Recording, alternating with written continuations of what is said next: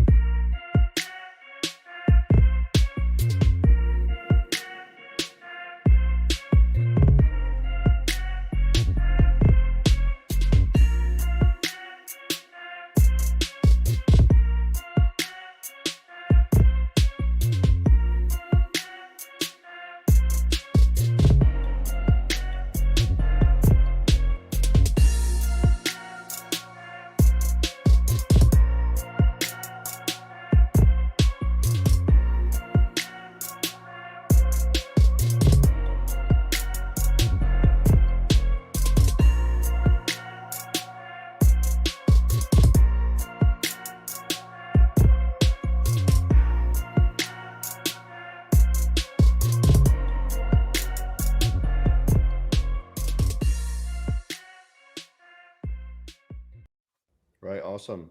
James, how do you like my new tie? Yeah, I love it. Can you make a tie? I'm trying to right now. Look at that.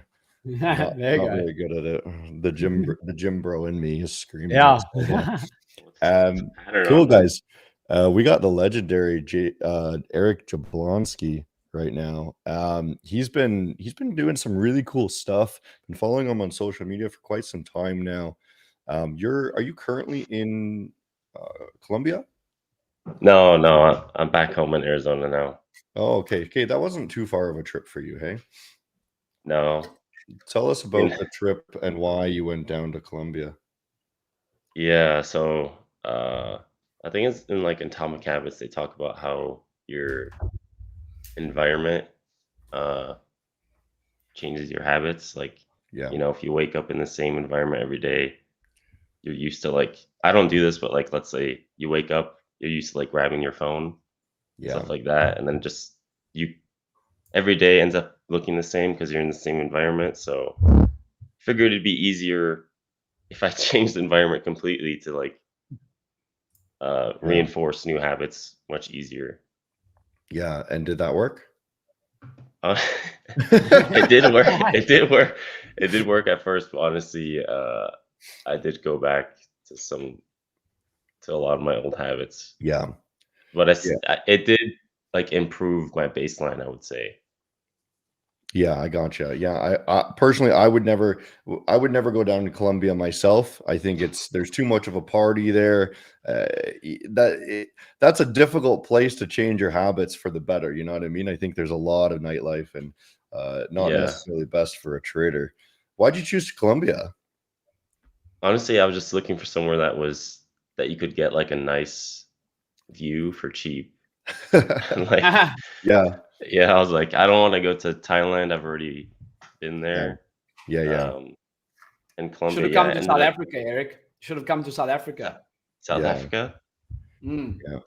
we've got a ton of Nigerian traders that are always trying to get me to come back to Nigeria, and they love it. They love it there. I think it was difficult for me to be there.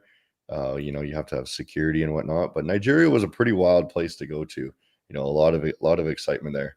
You know, and your dollar does go pretty far. I know there's a lot of Nigerians watching right Did you now. post videos about that? That was early days of Maven. That was like nearly Okay. three years ago, actually. And we did a conference there. It was booming. You know, the conference was like the biggest conference they'd ever seen. You know, and everyone showed up. Cool. So tell us a little bit about, so your trading career, you're branded a little bit more as the guy who's, you know, trying to become a profitable trader rather than branding. I love it, man, because you're not this guy that is, hey, I'm making 100,000 a week sort of thing, and then selling a course. I love that energy because we see a lot of guys that are showing unrealistic expectations in the trading world. So break us down a little bit who you are, if people haven't heard of you, what you're trying to do, and your trading career. Yeah, so I've been trading since 2017, so it's been a little over 8 years. And yeah, it's just been like, it's been very difficult because like when I first started, there wasn't as much education back then. Like I learned from a guy called Tim Sykes. Yeah. Like I was trading Yeah. penny stocks, which Yeah. he's pretty good, but it's just like, you know, back then everything seemed much more scammy than it does now, I would say. Like you couldn't find a small creator that's like me, like, and actually watch them like, oh crap, like people are actually like doing this and seeing like a little bit of results. Like, okay, maybe this does actually work and it's not just big gurus. Yeah. So that's kind of what I'm trying to document for that purpose, but also, you know, for selfish reasons. I know like I can, you know, a lot of great things can come from this. I think that's pretty much it. I get you. So what do you mostly trade? I trade futures, ES, and NQ. Right on. Pretty much. Yeah. Only And two. then mostly on prop firms, hey? Yeah. Okay. Right now I'm on Top Step and Funny Futures Network. Awesome. Okay, yeah, I'm just trying to gear the audience because we do 50K for the best questions that are related to whatever you're doing here. So I already got a question here from Trader Bess. You know, what's the best way for handling? He's saying hitting your daily loss limit, and I don't think that's the question. Full port news. Yeah. Are you full porting and churning accounts, or are you going slow and treating it like a regular account, like a personal account? To pass evals right now, honestly, I'm full porting and like risking half the daily loss limit. Yeah. But then once I pass, I trade normally. Sure. Yeah. Okay. Fair enough. Then once it's funded, it's technically kind of real funds, just with a smaller drawdown limit, I suppose. Yeah. Just a quick question as well, Eric. You mentioned that you went to Colombia to get rid of some bad habits. What are some bad habits that trip you up sometimes in your trading? I like this. Let's be honest. Yeah. Well, the habits I went to Colombia was just in general, but if we're talking about for trading, I mean,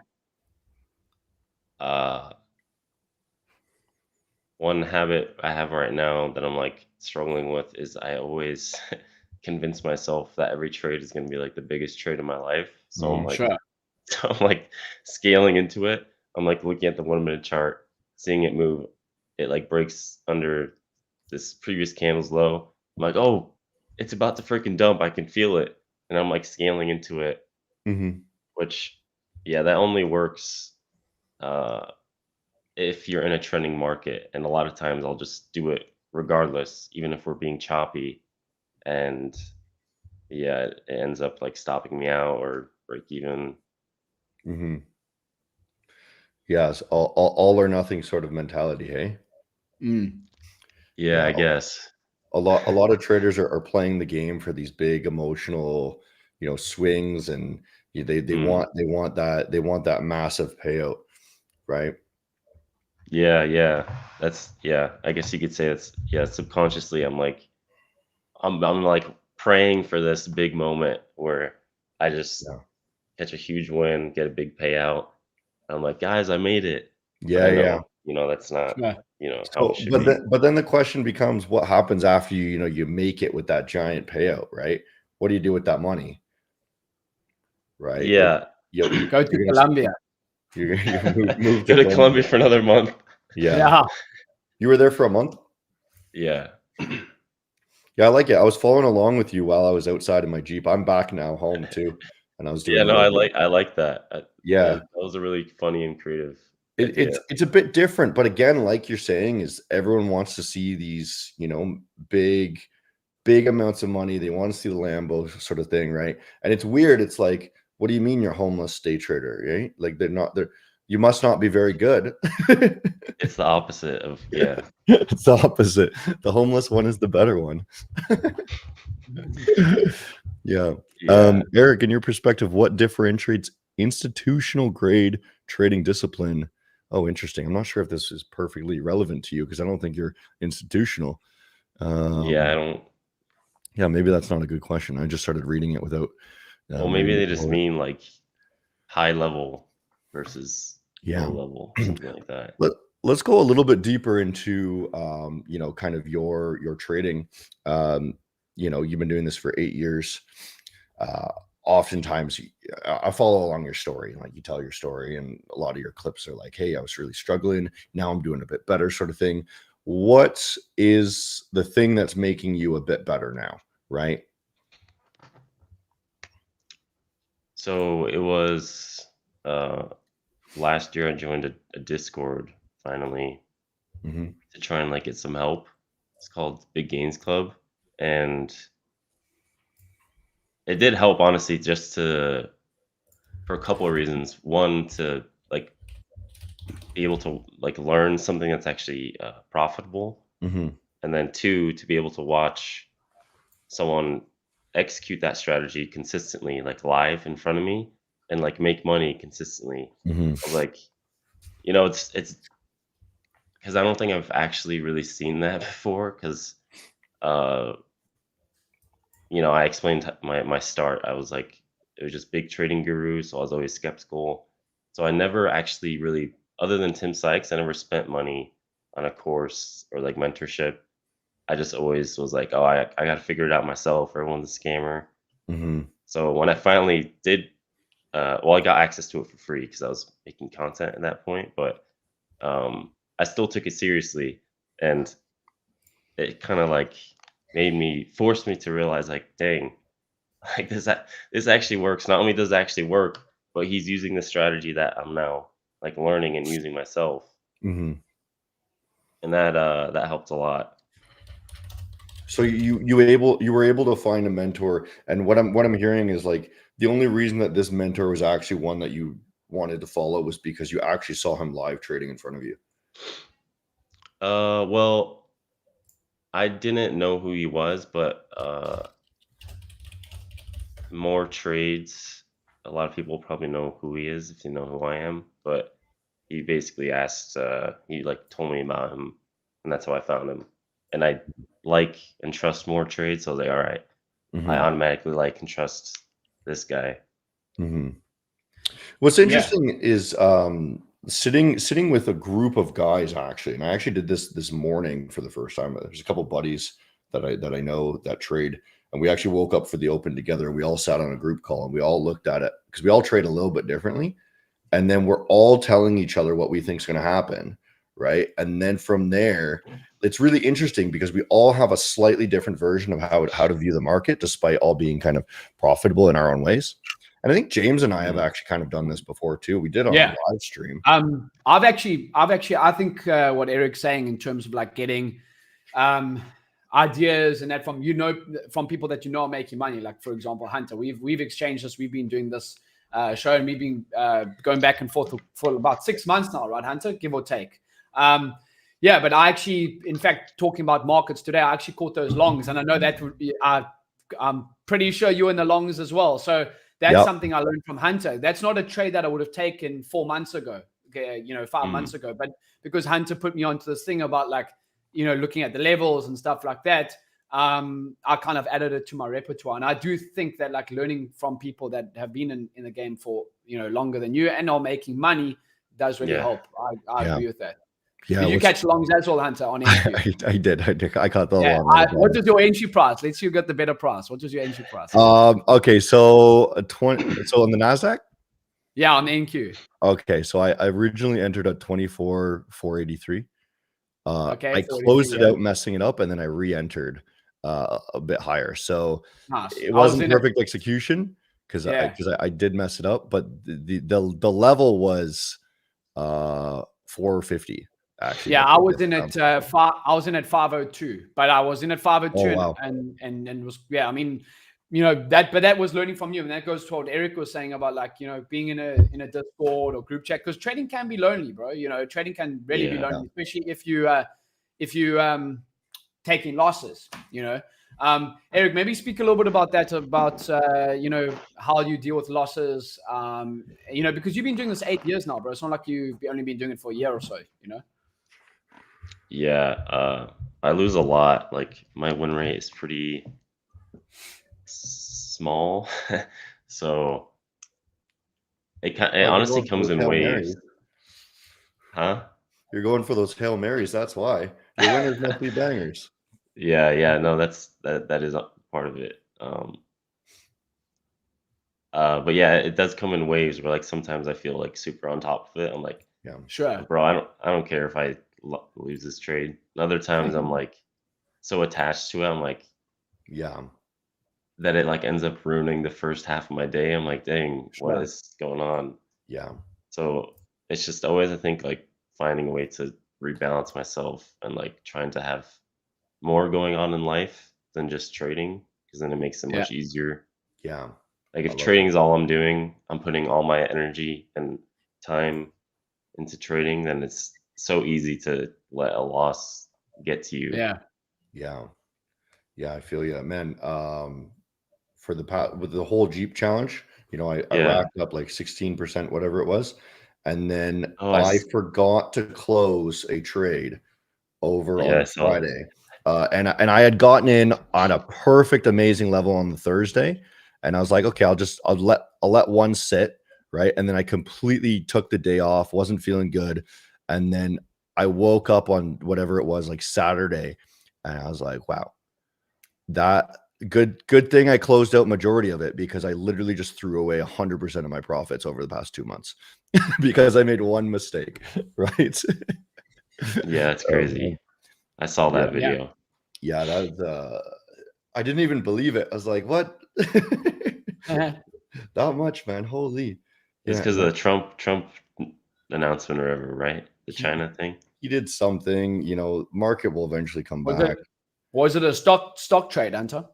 It was the NASDAQ again. Yeah, I had one still running, and I just like, I'll let one run forever, sort of thing. And I'll just check it tomorrow, and then completely forgot.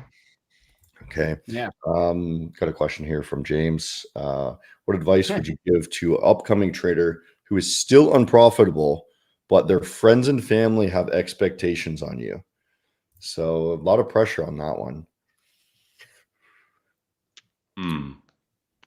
I mean, that kind of depends. If they have expectations you to support for them, then like that's kind of your responsibility to figure out how to be able to support while you're still learning trading. Because I don't think I've heard very rarely that it works putting your back up against the wall like that. Yeah. And like saying like, oh, it's now or never. Like this is my last $1,000. Like I can't lose this. Yeah. That's kind of what I that's what I did last year, and it did not work. Last year. Yeah, I thought it was like for some reason in my head I was like, oh, if I just, everyone says put your back against the wall, it'll freaking force you to succeed. Yeah. It didn't work for me. Like it was too much. I think it's different when you're dealing with something that like business or exercise. For trading, it's when you have to perform mentally is, that's added so much stress that makes it more difficult. With something like a business, like, okay, just go and grind Grind. Trading is not grinding; it's waiting. I guess that's something I've been thinking about. And since you like run Maven, you think that's true that putting your get back up against the wall can work in business but not in trading? Oh yeah, that's literally what I did with Maven. Is I sold everything to start this company, and what's crazy is I skipped out on rent, and I was like 100% of everything I had went into starting up the company. I slept on somebody's couch for the first few months, and even like as money's coming in, I'm like, I'm not spending anything. Right, I'm eating oats and chicken hearts for the next 6 months. Chicken hearts. That was it. Chicken hearts is the cheapest meat you can get, dude. You can eat for a day for $3. Oh wow. Yeah, chicken heart soup, man. That was the go-to. Sounds so bad. Yeah, but it works because the more effort you put in, the more money you make back. Hey, running making organic traffic, making videos, marketing, messaging people, hey, try this, acting as support for your clients, and literally a one-man sort of show. You have to do all of these things. It wasn't one man, there was a couple of us sort of, but the more effort you put in, the more return you get back out. It's pretty rare that if you go knocking door to door to people, you're going to make less money. You know what I mean? If you think about it like sales like that, if you go door to door, it's pretty rare that you lose money other than gas funds if you're driving around on gas and you're just a terrible salesman. Right? Just harassing people. Yeah, unless you get charged or something, you're too pushy, you enter their house and let me tell you about this product. Okay, well that's cool to hear, because that's something I've been wondering, like how that correlates, trading compared to a business, for example. Way different, man. Trading is, the less I do on the markets, actually, the better I perform. Right. The thing over these past few months, the one thing that made me the most money actually was when the market closed. All I would do is I would place a limit long on a super low level, and then I would just let it rest overnight. And it sometimes, like, maybe 2 days a week, it would kiss it and then rock it back up, and then wake up in the morning and be like, nice, $500 close. Right. And then I didn't even have to trade that day. But you're sitting in trades, you second guess yourself. A lot of people do this. Actually, I got a question for you. And this is related, right? Do you think you perform better if you walk away from the chart? After taking a trade, what do you mean? Place the trade, stop loss, take profit, walk away. Do you think you perform better?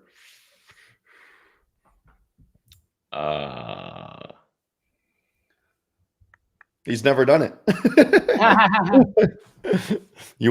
I haven't done it, honestly. I don't think like this year. I used to trade mechanically, so that's something I could do, because I was like, bro, like I'm not gonna change anything in the trade anyways. Like, might as well go like make dinner or something, or make breakfast or something. Sure. I think, it's hard to say, because they would remove a lot of those losses that I mentioned previously, where I scale adding in stuff like that. Yeah, but at the same time, I feel like it'd be honestly pretty similar. It'd be similar. All right. Cool. So I think it's Abraham here. Is asking, he's breached 12 Maven accounts, and he wants to rebuild his confidence, right? Maybe he's been a good trader in the past, but he's on a losing streak. How would you go about regaining confidence after a losing streak? Yeah, so this is what I did last year when, like I said, my back was against the wall. I basically, it felt horrible, because it felt like I just failed like my dream, because I went all in and it didn't work. I was like, dang, bro, like it was pretty bad. Tell us more about that story, because we didn't. I don't think you actually shared it. What'd you do? I basically, so last year I lost my job because I was like a short form editor, and we lost like one of our biggest clients. So, they just didn't have there wasn't enough work for me. Mm-hmm. Yeah. So I basically was just running on savings, and I tried to do fitness coaching for like 2 months. I got a bunch of clients for free, and then I realized like I'm not actually like into this, even though I'm like really passionate about like fitness. I just didn't like the coaching aspect. So then So now yeah, why? basically wasn't making money this whole time. Um, and then I started doing like a little bit of affiliate marketing, Mm-hmm. and that's not a lot of money either. At least back then, I had much less followers. Uh,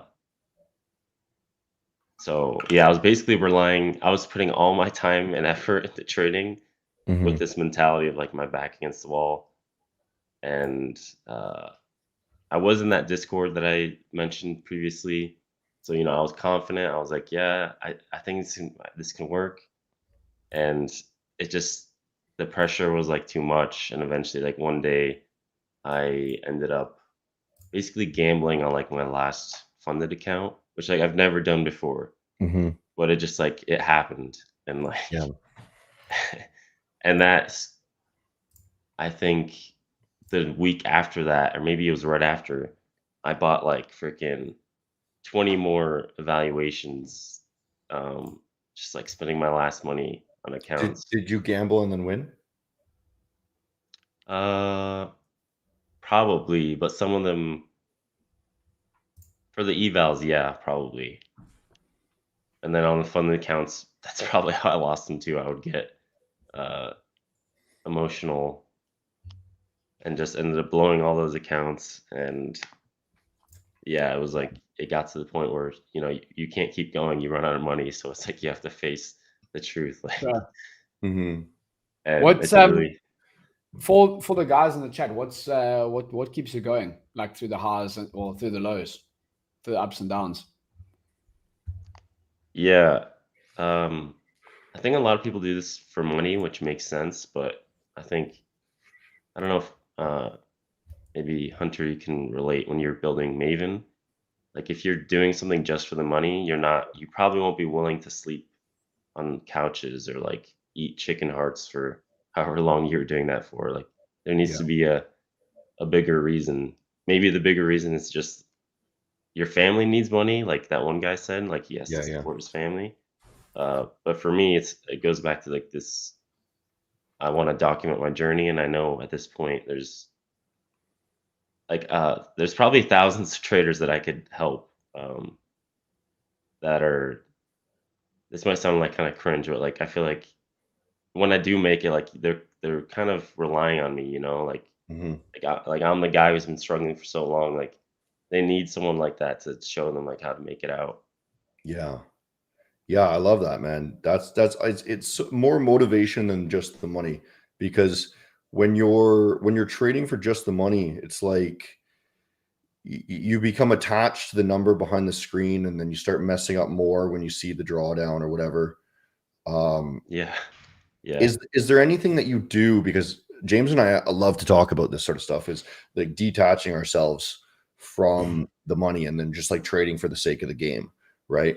Is there any habits that you have in place that help you, not care about the money as much? Honestly, a habit that I keep failing to do is like meditation. Oh Like man. I don't know if you guys meditate, but it's like so hard for me to Yeah.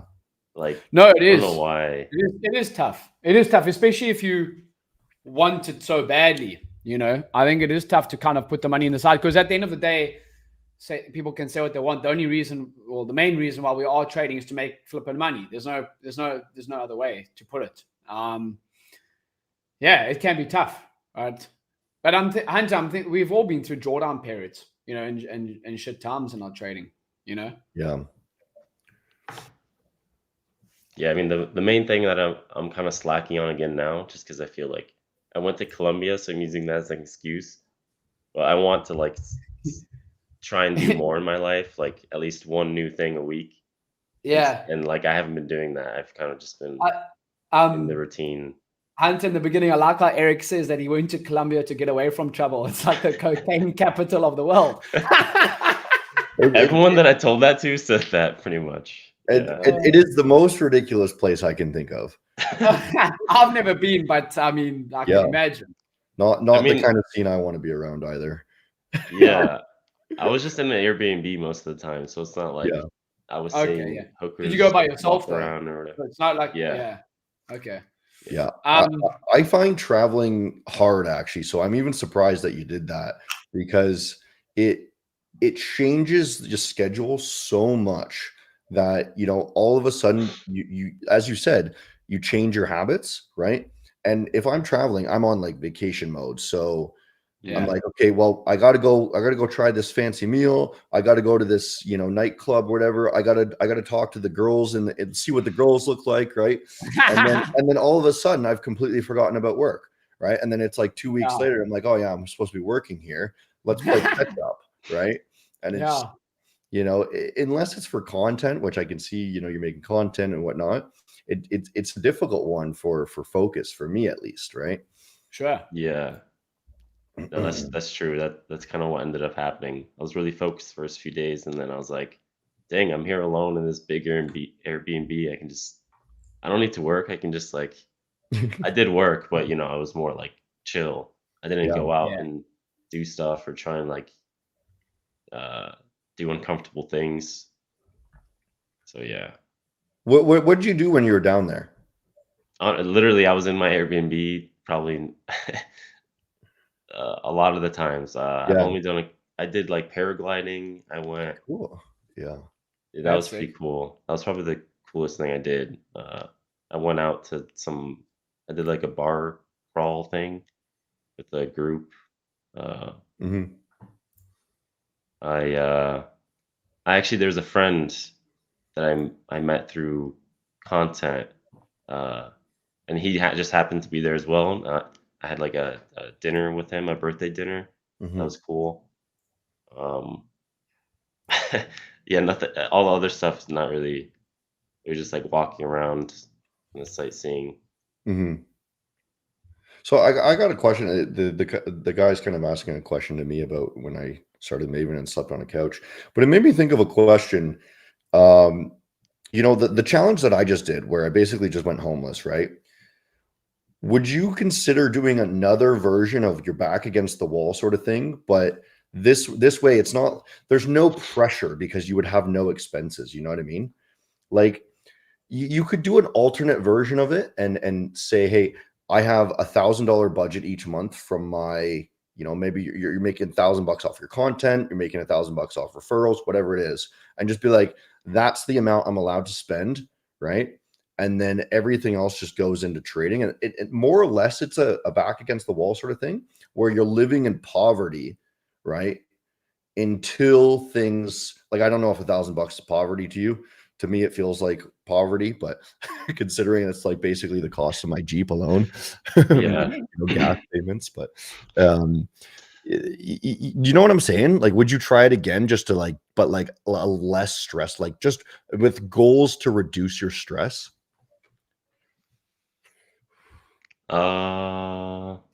Maybe. I just feel like if you're saying to try and reduce my stress doing that, I'm not sure if that would work for me. Yeah. So the idea that I had with the Jeep thing was, hey, everyone was telling me, hey, I would trade amazing if I was rich like you, sort of thing, right? Because then I don't have to worry. I can trade less percentage, right? So I was like, well, I'll show you that it is possible, because what you can do is you can simulate being rich by making all of your expenses nothing, right? And then it's the exact same environment, right? Is, let's say you're super rich, you're paying rent, it's meaningless to you, right? Well, if you have no rent, then your rent is meaningless to you still, right? You know what I mean? Is that crazy to you, or is this something that's kind of interesting? No, it is definitely crazy, but it's interesting as well. You'd have to find somebody to let you crash. I would not suggest sleeping in your Jeep. It's freezing cold. Yeah, I don't have a Jeep, so I won't be able to do that. Yeah, sleep in the mom's basement or something. You know what I mean? That would be fun though. to try. Right, and it maybe be interesting content. Back against the wall once again, except this time no stress. I don't have to perform this time. You know. Yeah, you got a safety net. The question the guy was asking me was, what kept you going through all the stress? And yeah, exact same sort of thing for me is, you know, at first we started the company because I wanted more money, but then once we got, you know, I make a stable income now. So now it's not about the money. It's literally about trying to create something that's doing good, right? And helping the people, right? Because over a decade of doing this is exactly what you're saying is eventually somebody's going to get helped from it, right? Yeah. What do you feel about the current market conditions? Do you do anything with fundamentals or? No, not really. I just look at the charts. So Yeah. like, I mean, I didn't look at the charts today yet because I trade noon, which is kind of weird, but Yeah. but Noon yeah, I EST? mean, what? Noon EST? Yeah, like Yeah. 12:30 to 1:30. That's it. Yeah. Yeah. Oh, weird. Why do you do that? I want to know. So from the Discord group, they taught. I'm pretty sure it's like kind of like ICT kill zones. If you know what Mhm. that is, Mhm. but it's basically that. But they taught 9:45 to 10:15, and then 12:30, Interesting. whatever the time was. It was around that time, but I just Yeah. extended it because like when I was doing back testing and stuff, I was like, okay, it's not always exact. Mhm. I want to give myself a little bit more room. I know what you mean. Right around the noon hour, people kind of close out some trades. There's often reversals. Yeah, because it's mainly like reversals that I trade. Sure. Mhm. And It's just what I've noticed from, you know, the US stock market is you get the pre-market, so it starts setting up things, you get the crazy volatility on market, and then people are done for the day often right around noon. And then they'll do like the other trading things that they do throughout the day, right? So they close out their positions or they go into long-term sort of trend things. So it'd be easier to sit in trends. And I think you did say that you prefer scaling in and trending markets, correct? Yeah, that's like my my ideal. Well, Yeah. it's probably everyone's ideal thing. You enter and then it just keeps going without pullbacks. I actually hate it, but Really? yeah, I'm a bit different. I don't like sitting in a trade. Makes me Mm. uncomfortable, right? So if it just slowly keeps ticking in my direction, I'm like, okay, I gotta get out, the whole time, right? Makes Panic sense. exit. or you just dollar cost average, Hunter. Yeah, dollar cost average until I blow it all. Yeah. Yeah, well, market is rallying up pretty hard right now. It's pretty great.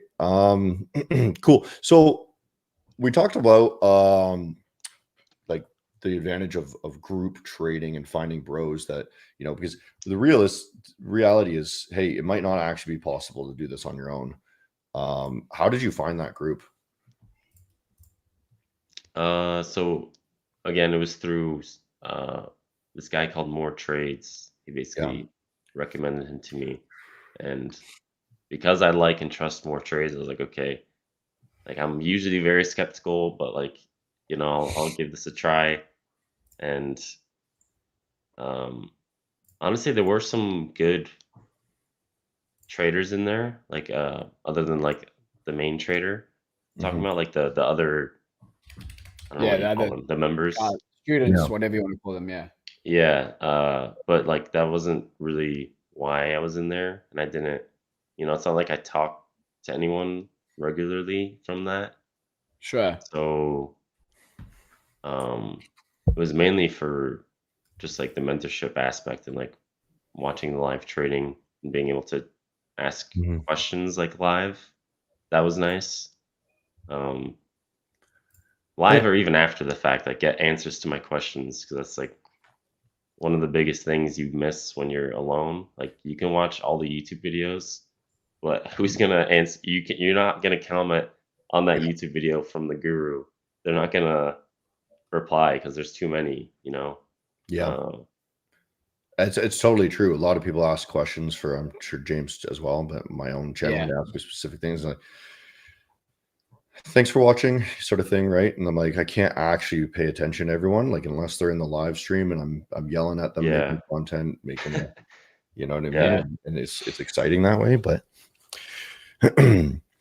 yeah, I love that. Group trading is, I can really see it as a benefit. One thing actually, I do live streams, right? And I find that when I talk things out, it actually helps me work through my actual thought processes. And every once in a while, it's like, you know, I'll start explaining something and it'll be like, oh, that doesn't make any sense. Right. And then I should probably be out of this trade. You know what I mean? Like, why am I trying to, I'm trying to justify something to my audience. And like, if I'm trying to justify it, like I'm probably not in the right trade. You know what I mean? You need to be confident, right? Yeah. That's so funny. I literally, because I usually record my trades. If I like usually just with my phone, I'll record the screen and kind of talk through it. Just and like I realize the same thing a lot. I'm like saying something. I'm like, all right, so I think this should happen because this, and I'm like, wait, why am I? I'm like, Yeah. just I realize I'm saying something dumb. I'm like, wait, what is going on here? Mhm. So I just like I exit or I like trim whatever. Yeah. Yeah, I think it's useful to That's if you're not in a group, like have some sort of way of like getting your thoughts out. That's a great takeaway for the audience then is, you know, talk to yourself, even explain why it's good, right? Don't just enter, you know what I mean? And then you can kind of simulate that group environment if you're not able to be in a group. Yeah, or Yeah. I mean, ChatGPT is pretty good now. I don't know. It's Yeah. kind of annoying in my opinion, but you could try it. Get the voice to chat, Yeah. start talking to ChatGPT, yeah, ChatGPT. you can use ChatGPT as your daily journal. Yeah. ChatGPT is probably hyping you up too. I love it because like you ask it any question, it's like that's a really good question. Yeah. Like, this goes really well with your interests. You know, I'm glad you've gone down this path. Okay, just tell me the answer. You're an AI. Yeah. Don't compliment me. There's a question from a guy Zamani. So I think this is a good question for you, Eric. When you doubt your methods, how do you respond internally? And then, you know, do you ever feel the pressure to prove yourself?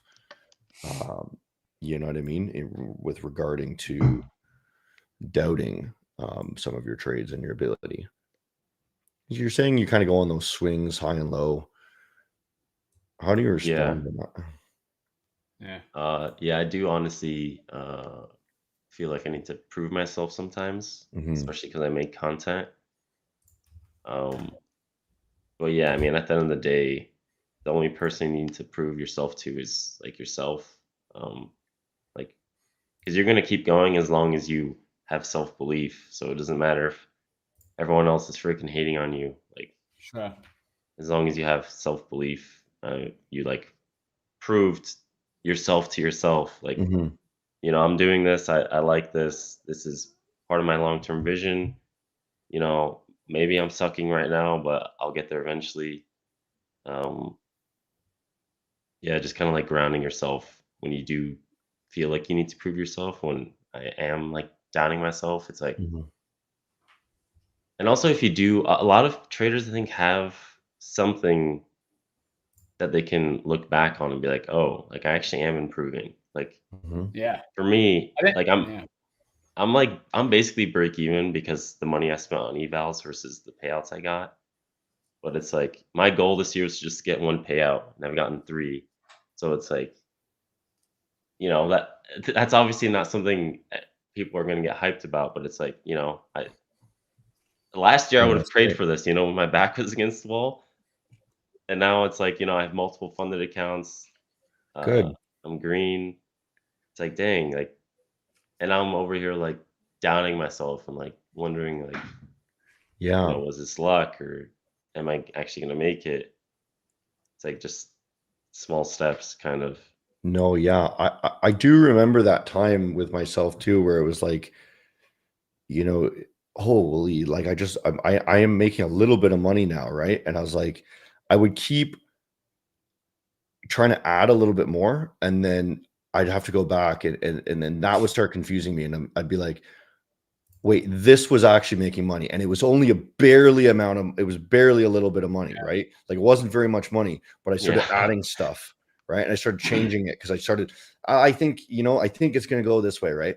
And then like, check yourself, right? And then you start getting that flow, and eventually, that little bit of money, it does over the next year or two turn into, hey, I'm more confident now, right? And this method is actually working, right? After a couple of years of doing that, a lot of those mistakes that you're making, you stop making the mistakes, and then that little bit of money ends up being, hey, I'm making a decent amount of money now. I'm still not great.